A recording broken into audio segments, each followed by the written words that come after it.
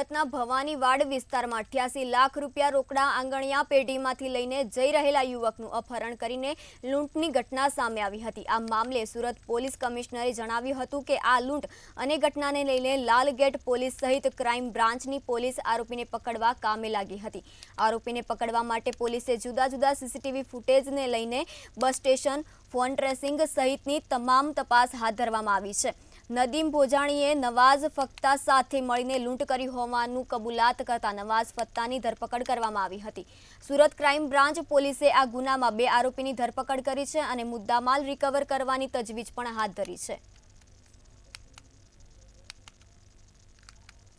જૂના આંગડિયા પેઢી નામની ઓફિસમાંથી કુલ રૂપિયા 88,26,700 રૂપિયાના થેલા લઈને એક ઈસમ બહાર નીકળે છે અને પછી એની જે બાઇક પડી હતી એની પાસે જાય છે।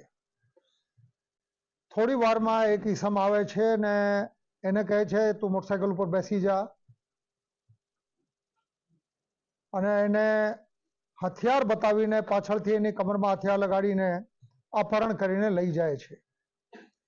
વરાછા બાજુ જઈને પછી કામરેજથી એને છોડી દે છે અને મોટરસાઇકલ, મોબાઈલ અને પૈસા